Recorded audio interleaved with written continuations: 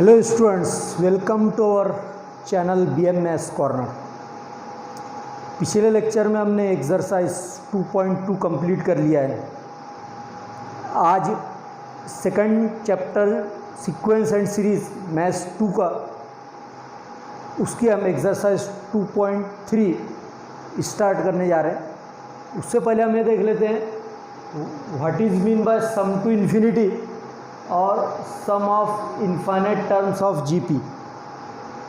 किसी geometric progression में अगर there are infinite points, if there are infinite points in a geometric progression, for example Sn equal to पहला term A है उसका, दूसरा AR है, तीसरा term AR square, AR cube, AR to the power n-1 up to AR to the power n। और ऐसे geometric progression के n terms का अगर हमको समेशन लेना है तो Sn equal to A/1 - R।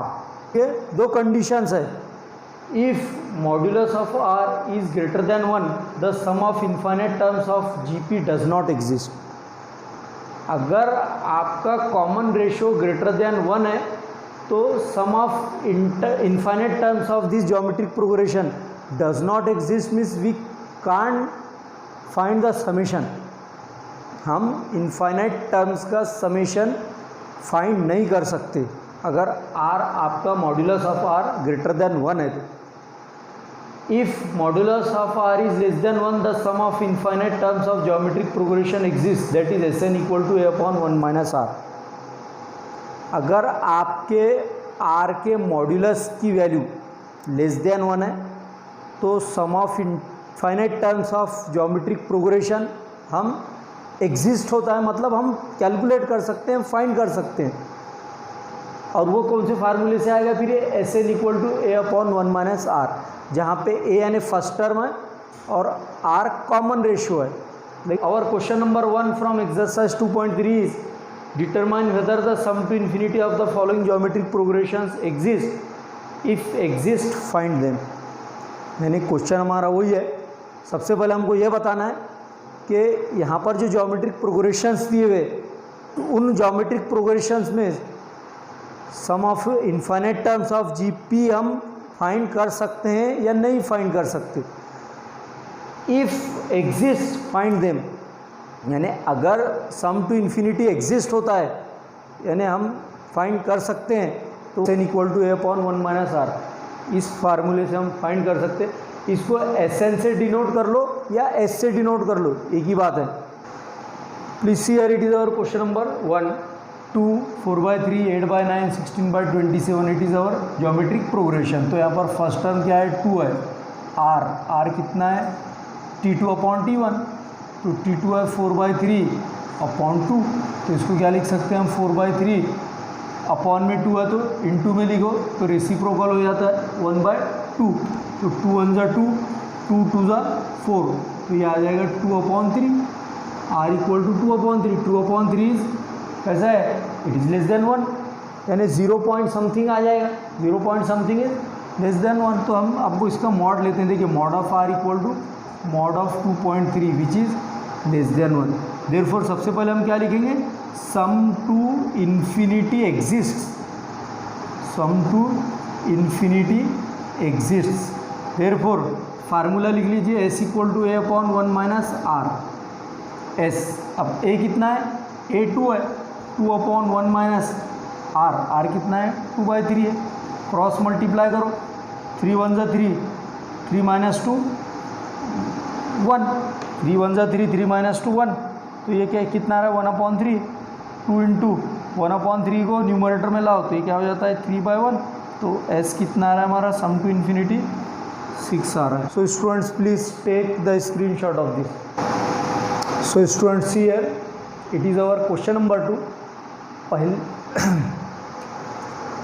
Our geometric progression is 1/5, -2/5, 4/5, -8/5, 16/5। तो यहाँ पर फर्स्ट टर्म यानी A, first term is denoted bye A is 1/5। R means common ratio लेना है हमको, common ratio second term divided by first term, तो second term कितना है, -2/5 डिवाइडेड बाय 1/5। ये क्या होता है, 5 and 5 कैंसल्स फ्रॉम डिनोमिनेटर्स, तो ये कितना बचता है, -2/1 = -2। तो r की वैल्यू क्या आती है, -2 आ रही है। लेकिन अगर मैं इसका मॉड लेता हूँ, देखिए मॉड्यूलस ऑफ r = मॉड्यूलस पढ़ना है इसको, modulus of r = modulus of -2। लेकिन हमको पता है निगेटिव नंबर का मॉड्यूलस हमेशा पॉजिटिव आता है, मॉड ऑफ -2 = +2। तो क्या होगा फिर, मॉड्यूलस ऑफ r > 1 होगा ना। निगेटिव नंबर का मॉड पॉजिटिव होता है, -2 का मॉड पॉजिटिव +2 आएगा, जो कि मॉड्यूलस ऑफ r इज़ > 1 है। और > 1 है तो हमारा आंसर क्या आएगा, the sum of infinite terms of GP does not exist. तो हम आंसर क्या लिखेंगे, therefore sum to infinity does not exist. यानी sum of infinite terms of this geometric progression can not be find out. इसको हम find नहीं कर सकते, इसलिए please take the screenshot of this. So students, see here it is our question number 2, exercise 2.3 पढ़ रहे हैं हम। उसका क्वेश्चन नंबर 2 है, if the common ratio of a geometric progression is 2/3।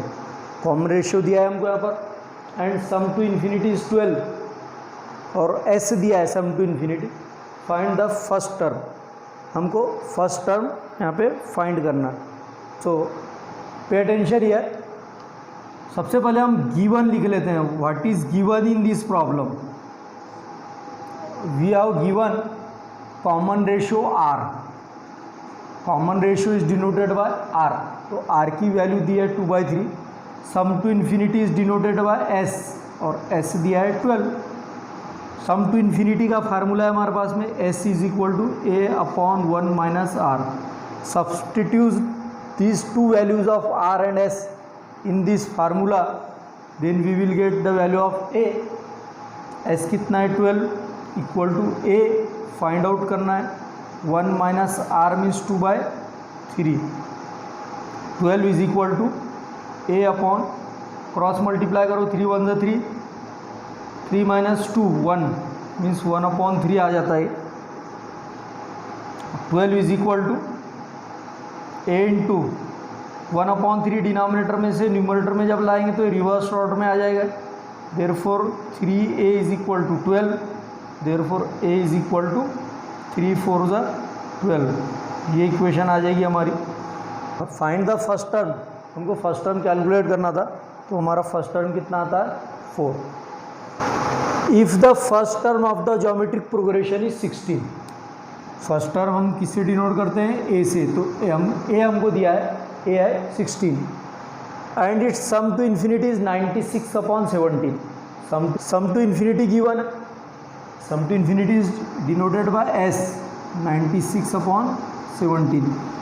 Find its common ratio, means we have to find the value of r। Formula है हमारे पास में वही, s = a/1 - r। इस फार्मूले में हम वैल्यू सब्सटीट्यूट करेंगे। s 96/17 है, देखिए ये s की वैल्यू, a 16 है, और ये 1 - r, 1 - as it is r की वैल्यू हमको फाइंड करना है। अब देखिए क्रॉस मल्टीप्लाई करो, 96 × 1 - r, 96 × 1 - r, क्रॉस मल्टीप्लाई कर रहा हूँ मैं, = 16 × 17। 1 - r = 16 × 17, ये 96 इंटू में है तो इसके अपॉन में आ जाएगा, अपॉन में। अब हम टेबल पढ़ सकते हैं यहाँ पर, 16 × 1 = 16, 16 × 6 = 96। 1 - r कितना आ रहा है, 17/6। अभी कंप्लीट 1 - r = 17/6 है। 1 अब प्लस 17/6 इधर आकर लेफ्ट में आकर -17/6 हो जाएगा, और इस -r को उधर लेकर जाओ तो ये क्या हो जाएगा, +r। क्रॉस मल्टीप्लाई करो, 6 × 1 = 6, -17/6 = r। 6 में से 17 माइनस नहीं होता, 17 में से 6 माइनस करेंगे तो क्या आता है, -11/6 = r। Therefore r = -11/6। आंसर भी लिख सकते हैं हम आखिर में, therefore the common ratio is -11/6. So take the screenshot of this. जिन स्टूडेंट्स को आज के इस लेक्चर में या आज के किसी प्रॉब्लम में अगर कोई डिफ़िकल्टी है तो वो कमेंट बॉक्स में जाकर कमेंट कर सकते हैं।